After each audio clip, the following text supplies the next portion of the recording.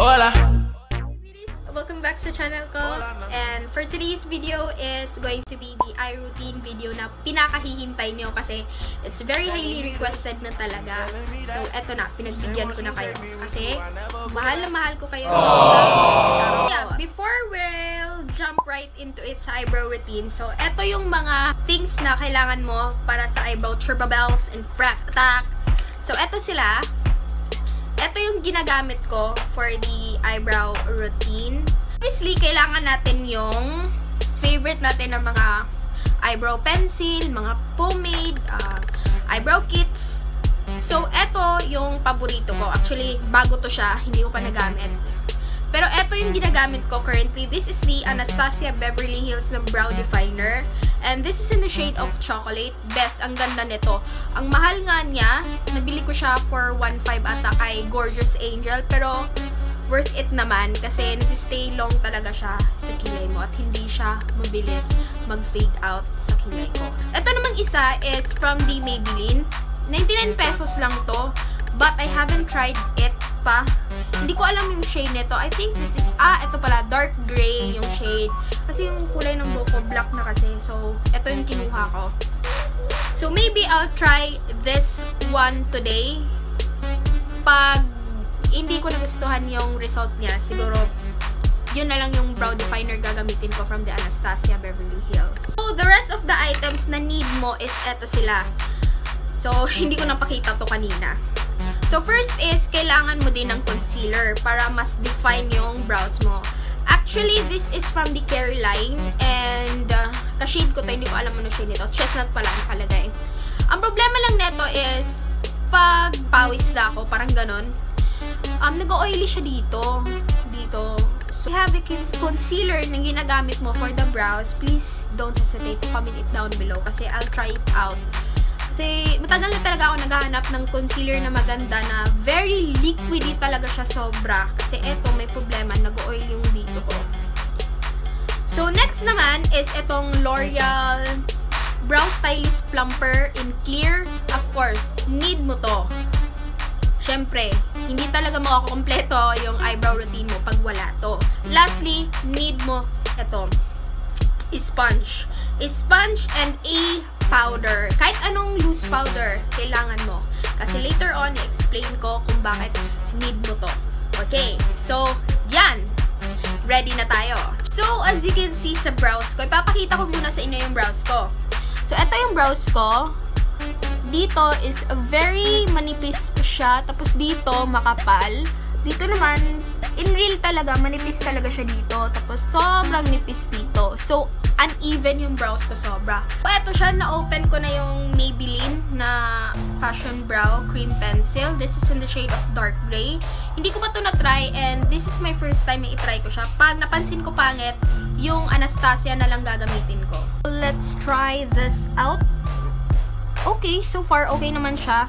Napapansin nyo, gumawa na ako ng outline. So, nag-try lang kasi ako sa brow pencil if maganda siya. So far, okay naman.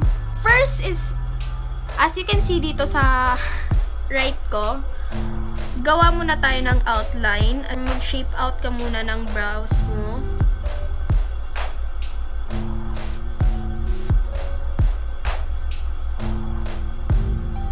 So, ayan. Tapos ako mag-shape out sa brows ko. Step naman is i-fill yung empty parts ng brows mo. So, i-fill natin siya.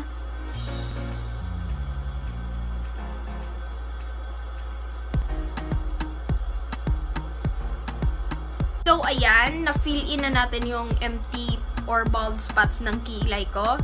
So, the next thing is, eto yung gagamitin natin.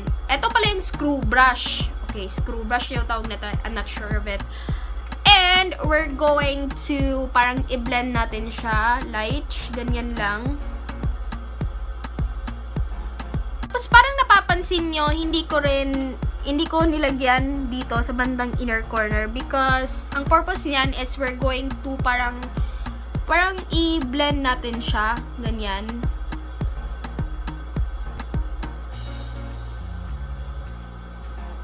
Saka ko to gagamitin tong concealer from the Careline. Para mas defined yung brows ko.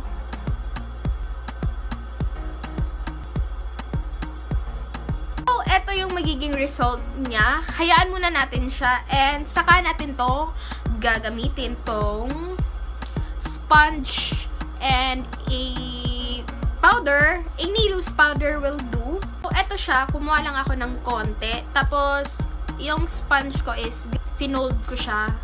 So, yan. Yan, as you can see, kumuha lang ako ng konting powder lang talaga. Saka natin siya i-apply dito sa inner corner. So, ganito yung usually ginagawa ko. Pinapat-pat ko siya.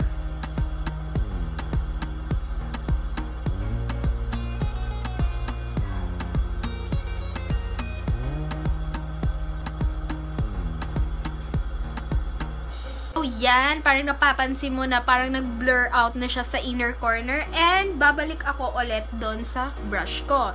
And, we're going to work it, bitch. Babalik tayo ulit na ito. And, we're going to fix it para balance siya. Para hindi pangit tignan.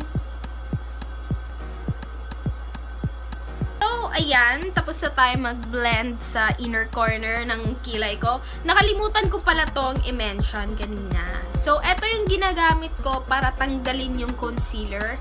Actually, meron akong brush, but I prefer to use this one. Nabili ko to for 50 pesos. So, parang sponge siya na maliit na ganyan. So, it's very useful talaga yung meron din siyang handle. So, easy lang siya. So, ayan, tanggalin na natin siya. Yan. As you can see, easy lang.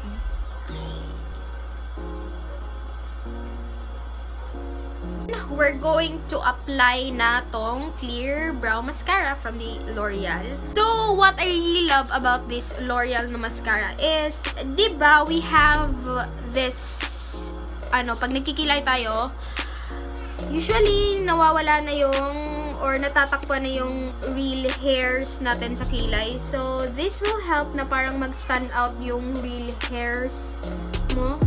Kaya napapansin nyo, kanina hindi masyado nahalata. Ngayon, medyo nahalata na yung parang natural hairs ng kilay ko.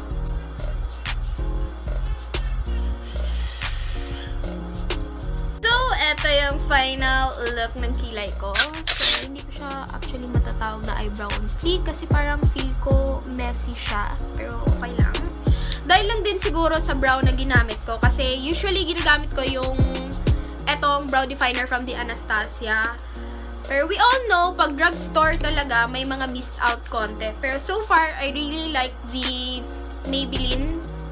Creamy siya, light, pero not as much creamy talaga nung Anastasia.